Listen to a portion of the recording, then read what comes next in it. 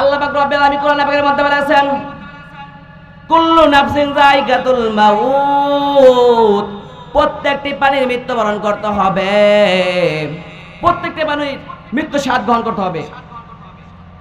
যখন আজরাইল আলাইহিস সালাম জান কবজ করার জন্য মানুষের মাথার শিওরের মধ্যে এসে যাবে,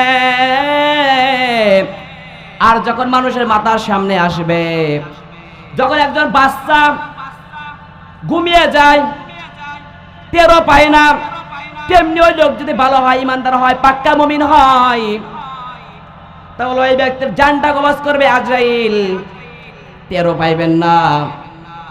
আজরাইল বলে, আমি যখন মানুষের জান কবজ কইরাম আসমানের দিকে লইয়া যাই, 1 তলা 2 তলা 3 তলা 4 তলা 5 তলা 6 তলা যখন লইয়া যাই, তখন আল্লাহ তাআলা বলে, হে ফেরেশতারা, তুমি কার জান কবজ করে লইয়া আসলা? আমরা তখন বললাম, মানিক মিয়ার লোকের জানটা কবজ করে লইয়া আসলাম। ওই লোকটি কেমন ছিল? এই লোকটি কেমন ছিল? অন্য ফেরেশতারা বলবে, এই মানিক মিয়ার লোকটি কেমন ছিল? লোকটি বলবে, উনি পাক্কা মুমিন ছিলেন, ভালো মানুষ ছিলেন। এইবার আল্লাহ তাআলা সমস্ত মানুষের ফেরেশতাদের এই সমস্ত কথা শুনবেন, আর আজরাইল 1 তলা 2 তলা 3 তলা 4 তলা 5 তলা 6 তলা 7 তলা পর্যন্ত যখন লইয়া যাবে, তখন আল্লাহ তাআলা বলবে, আজরাইল এবার থামো, আমি এই পাক্কা মুমিনদের জন্য, এই বান্দার জন্য ইল্লিন সিদ্দিন, কোরআনের আয়াত এটা হলো ইল্লিন সিদ্দিন, ইল্লিনে ঘরে আমি এই বান্দার জন্য ইল্লিনের ঘর রেখেছি, এই বান্দাকে আমি জান্নাতের ভিতরে প্রবেশ করায় দিব। ও দুনিয়ার মুসলমান, আর যদি এই লোকটি খারাপ হয়, তাহলে আল্লাহ তাআলা বলেন, তখন বলেন, তাহলে এই ব্যক্তি নিশ্চিত জাহান্নামে যাবে। আজরাইল ইসলাম যখন জানটা কবজ করে লইয়া যাবে, 1 তলা 2 তলা 3 তলা 4 তলা 5 তলা পর্যন্ত লইয়া যাবে, যখন আজরাইল ইসলাম জান কবজ করে লইয়া যাবে, ফেরেশতারা বলবে, হে ভাই, তুমি কার জান কবজ করে লইয়া আসলা? ও দুনিয়ার মানব, তো আজরাইল বলবে, মানিক মিয়ার লোকটি জানটা কবজ করে লইয়া আসলাম। তখন বলবে, লোকটি কেমন ছিল? ভালো ছিল না খারাপ ছিল? তখন আজরাইল বলবে, হে ভাই, মানিক মিয়ার লোকটি খারাপ ছিল, ভালো ছিল না। দুনিয়ার মধ্যে মানুষের কাছে মারামারি করতো, ঢন্ড করতো, ঝগড়া করতো, মানুষকে হত্যা করতো, মানুষের সাথে সম্পর্ক ভালো ছিল না। এই জন্য আমি ওকে 1 তলা 2 তলা 3 তলা আল্লাহ তাআলার কাছে লইয়া গেছি। তখন ফেরেশতারা বলবে, হে আজরাইল, ওরে কবরে লইয়া যাও, ওরে প্রশ্ন করা হোক। এইবার আজরাইল কবরে লইয়া যাবে, দেখছেন তো কি অবস্থা হয়ে যাবে। আর এদিক থেকে আমরা এই মৃত ব্যক্তিকে গোসল করাইয়া সুন্দর করে মসজিদ থেকে পালকি জানাইয়া আমরা এই মৃত ব্যক্তিকে শোয়া দিব। শোয়া দেওয়ার পরে আমরা জানাজার ময়দানে লইয়া যাব। আর এদিক থেকে কিন্তু আজরাইল রুহুটা লইয়া আল্লাহ তাআলার কাছে চলে গেছে। কিন্তু মুফাসসির কেরাম লেখেন যে এই মৃত ব্যক্তির দেহটাকে তোমরা জানাজার দাও আর অথবা নাই দাও, যেখানে ফেলাইয়া দাও না কেন, যে অবস্থায় মৃত্যুবরণ করে না কেন,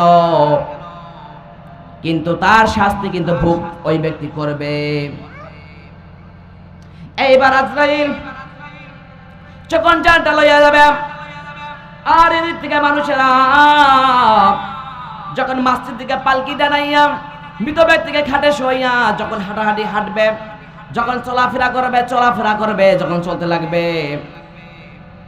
যখন ওই ব্যক্তিকে জানাজার ময়দানে লইয়া যখন মানুষেরা বলবে, হ্যাঁ ভাই, মানিক মিয়ার লোকটি কেমন ছিল, ভালো ছিল না খারাপ ছিল? যদি এই লোকটি ভালো হয়, মানিক মিয়ার লোকটি ভালো ছিল।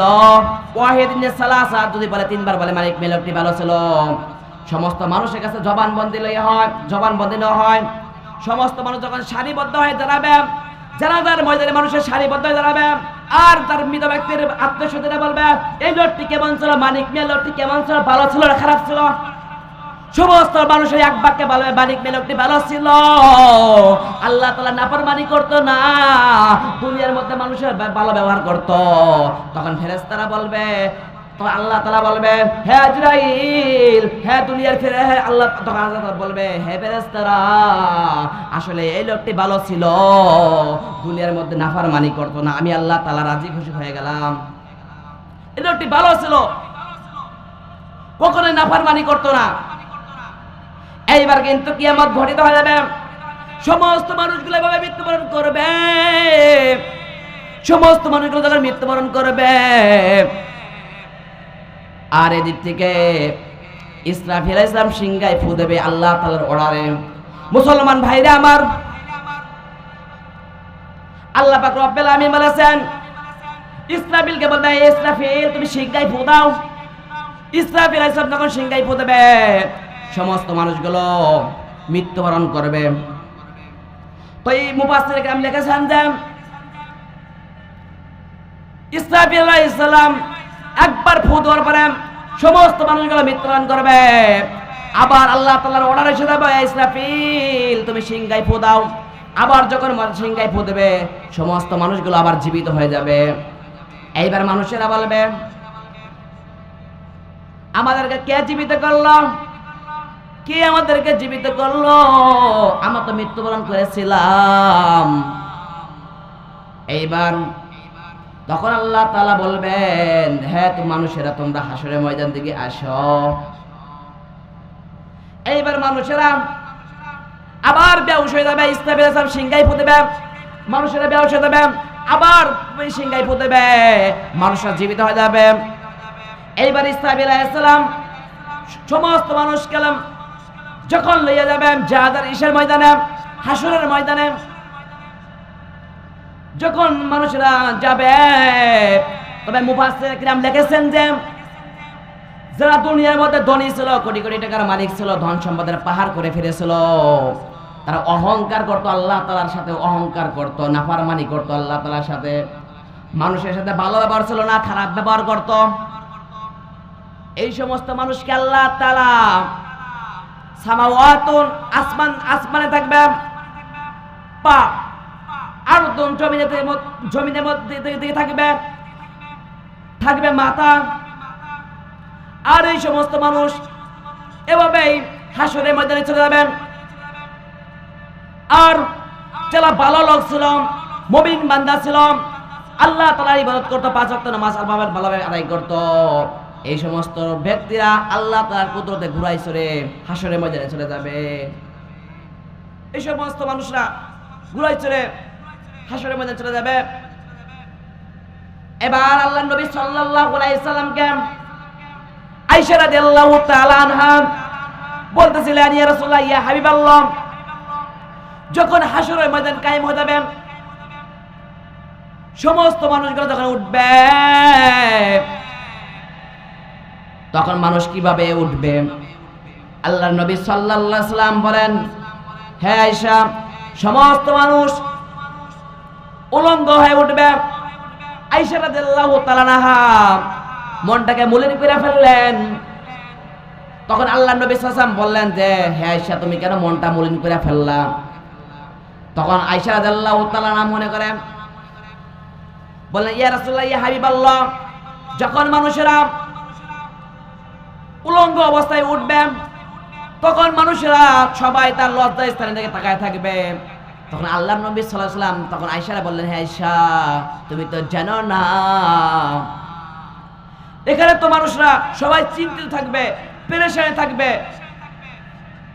যার যার কাজে নিয়ে ব্যস্ত থাকবে, সবাই ইয়া নাফসি নাফসি করবে, মৃত্যুর পর আমাদের কি হবে, এরকম পেরেশানে থাকবে। এইবার নবী করিম সাল্লাল্লাহু আলাইহি ওয়াসাল্লাম যখন আয়েশা রাদিয়াল্লাহু তাআলাকে বললেন, মুফাসসির কিরাম লেখেন, মানুষেরা যে পরিমাণ গুনাহ করেছে, নাফরমানি করেছে, মানুষের অশ্লীল কাজের মধ্যে লিপ্ত থাকছে, হাসরের ময়দানে গুনার কারণে মানুষের চক্ষু দিয়া, শরীর দিয়ে পানি ঝরতে থাকবে, কারো পানি ঝরতে ঝরতে এমন অবস্থা হয়ে যাবে কারো পানি হবে হাঁটু পর্যন্ত, কারো পানি হবে বুক পর্যন্ত, কারো হবে চোখ পর্যন্ত। মানুষরা পানির মধ্যে সাঁতার কাটবে, মানুষরা হাসরের ময়দানে সাঁতার কাটবে। কি অবস্থা ভয়াবহ হবে! শুরু থাকবে মাথার আধাত উপরে, কি অবস্থা! জান্নাতীরা জান্নাতে যাবে, জাহান্নামীরা জাহান্নামে যাবে, জান্নাতে জাহান্নামীরা ফায়সালা হয়ে যাবে। সমস্ত মানুষ জান্নাতীরা জান্নাতে যাবে, জাহান্নামীরা জাহান্নামে যাবে। এবার জান্নাতীরা জাহান্নামীদেরকে বলবে, হ্যাঁ ভাই, তুমি কোন কারণে জাহান্নামে আসলাম? মা সালাকুম ফি সাকর। জান্নাতীরা জাহান্নামীদেরকে বলবে, মা সালাকুম ফি সাকর, তোমরা কোন পথের কারণে জাহান্নামে? ওয়ালাম নাকুম মিনাল মুসাল্লিন, আমরা মুসল্লিদের অন্তর্ভুক্ত ছিলাম না। জাহান্নামীরা বলবে, আমরা মুসল্লিদের মুসল্লি ছিলাম না, মুসল্লিদের অন্তর্ভুক্ত ছিলাম না। তখন না মানুষের এইভাবে যখন লিপ্ত থাকবে, আল্লাহর নবী সাল্লাল্লাহু আলাইহি সাল্লাম যখন চিন্তায় থাকবেন, পেরেশানে থাকবেন, এরকম মানুষরা গঠিত হবে। মুসলমান ভাইরা আমার, আল্লাহ পাক রব্বুল আলামিন বলেছেন, ও দুনিয়ার মানুষ, এই জন্য প্রত্যেকটা মানুষেরা আমাদেরকে আল্লাহ তাআলার ইবাদত করতে হবে, আল্লাহ তাআলার পথে থাকতে হবে। নবীজি যে কথা বলেছেন সেই কথা আমাদের মানতে হবে। আল্লাহর নবী সাল্লাল্লাহু আলাইহি ওয়াসাল্লাম যে কথা বলেছেন সেই পথে আমাদের চলতে হবে। আল্লাহর নবী যে কথা বলেছেন সেই কথা আমাদের মানতে হবে। আল্লাহ তাআলা যে কথা বলেছেন ওই কথার উপর আমাদের অটল থাকতে হবে। ও দুনিয়ার মানুষ, সাবধান হও, সাবধান হও। এই জন্য প্রত্যেকটা মানুষ আল্লাহ তাআলার ইবাদত করতে হবে, কখনোই নাফরমানি করা যাবে না, কখনোই নাফরমানি করা যাবে না। প্রত্যেকটা মানুষের আমাদের 5 ওয়াক্ত নামাজ পড়তে হবে জামাতের সাথে। আল্লাহর নবী সাল্লাল্লাহু আলাইহি ওয়াসাল্লাম বলেছেন যে ব্যক্তি 5 ওয়াক্ত নামাজ পড়বে, ফরজ নামাজের পর আলহামদুলিল্লাহ 33 বার, আল্লাহু আকবার 33 বার, সুবহানাল্লাহ 33 বার, মোট হলো 99 বার। আর সাথে একবার বলবেন, আশহাদু আল্লা ইলাহা ইল্লাল্লাহু ওয়াহদাহু লা শারীকা লা, লাহুল মুলকু ওয়া লাহুল হামদু ওয়া হুয়া আলা কুল্লি শাইইন কাদির। কোন বান্দা যদি সাগরে পরিমাণ গুনাহ করে, আল্লাহ তাআলা তার সমস্ত গুনাহগুলো maaf করে দিবেন। আল্লাহ নবী সাল্লাল্লাহু আলাইহি ওয়াসাল্লাম বলেছেন, যে ব্যক্তি 5 ওয়াক্ত নামাজের পর এই তাসবিহ পড়বে, আল্লাহ তাকে বিনা হিসাবে জান্নাত দান করবেন। আল্লাহ নবী সাল্লাল্লাহু আলাইহি ওয়াসাল্লাম বলেছেন, যে ব্যক্তি ফরজ নামাজের পর আয়াতুল কুরসি পাঠ করবে, ওই ব্যক্তি মৃত্যুবরণ করতে দেরি কিন্তু জান্নাতে প্রবেশ করতে দেরি না। আল্লাহ নবী সাল্লাল্লাহু আলাইহি ওয়াসাল্লাম বলেছেন, যে ব্যক্তি ফরজ নামাজের পূর্বে ওযু করবে, ওযু করে কালেমা পড়বে, আশহাদু আল্লা ইলাহা ইল্লাল্লাহু ওয়া আশহাদু আন্না মুহাম্মাদান আবদুহু ওয়া রাসূলুহু। আল্লাহ নবী বলেছেন যে ব্যক্তি কালিমা পড়বে ওযুর সময়, ওই ব্যক্তির জন্য আল্লাহ তাআলা জান্নাতের ওয়েলকাম জানাবে।